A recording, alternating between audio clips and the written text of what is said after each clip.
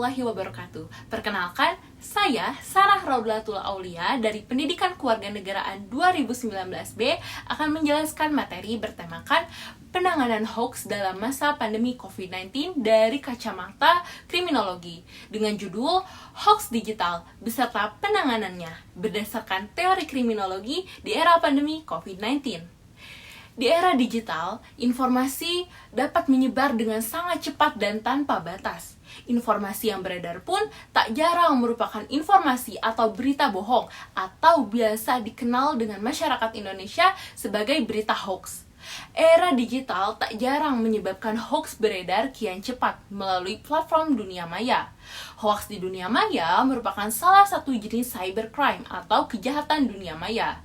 Dari tahun ke tahun, angka peningkatan hoax di Indonesia terbilang cukup tinggi. Apalagi di masa pandemi COVID-19. Juru bicara dari Kementerian Komunikasi dan Informatika mengemukakan bahwa sepanjang tahun 2020, dari sisi topik hoax yang beredar, Kementerian Komunikasi dan Informatika mencatat ada lebih dari 2.000 topik hoax mengenai COVID-19. Topiknya pun beragam, mulai dari berbagai macam cara penyebaran COVID-19, kemudian cara pencegahan COVID-19, hingga seputar vaksinasi. Beberapa faktor yang menyebabkan peningkatan hoax di masa pandemi COVID-19 diantaranya 1. Ketidakseimbangan antara penguasaan keterampilan teknis dalam penggunaan teknologi dengan kompetensi etis di kalangan sebagian warga internet.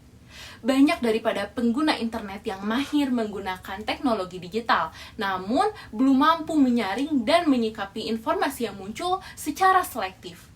2. Kemalasan berpikir dari verifikasi informasi.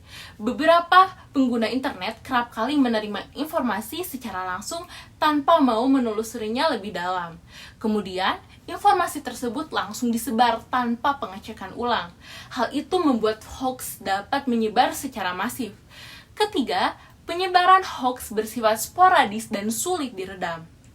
Penyebaran hoax kerap kali dilakukan melalui pesan langsung, yang mana termasuk ke dalam kategori ranah privasi. Sehingga pencarian bukti penyebaran hoax pun agak sedikit mengalami kendala. Adapun teori-teori kriminologi yang dapat diimplementasikan untuk menanggulangi masalah cybercrime seperti hoax. Di antaranya, 1. Teori anomi. Teori anomi dapat digunakan sebagai alat analisis untuk mencari penyebab orang melakukan kejahatan cyber atau cybercrime seperti hoax. Teori anomi beranggapan bahwa kejahatan muncul karena dalam masyarakat tidak ada norma yang mengatur suatu aktivitas tersebut. Maka hal ini harus adanya penguatan hukum dalam terkait dengan penyebaran berita hoax. Yang kedua ialah teori asosiasi diferensial yang dapat digunakan sebagai alat analisis untuk mencari penyebab orang melakukan cybercrime. Menurut teori tersebut, pada dasarnya kejahatan merupakan hasil dari suatu proses pembelajaran dan komunikasi yang berlangsung dari seseorang pada kelompok intim. Yang ketiga adalah teori kontrol sosial. Teori ini dapat digunakan sebagai alat analisis untuk mencari faktor-faktor yang menyebabkan orang melakukan kejahatan cyber, seperti penyebaran berita hoax.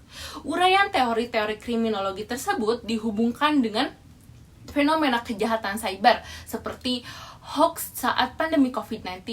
Maka dari itu sangatlah dibutuhkan sebagai evaluasi terhadap penerapan hukum, sehingga diperlukan harmonisasi hukum dalam konteks ketentuan pidana di bidang teknologi informasi. Maka dari itu, ketika kita menerima berita dari internet, jangan dulu menyebarnya. Namun, kita harus selektif dalam memilih apakah ini berita betul atau berita hoax.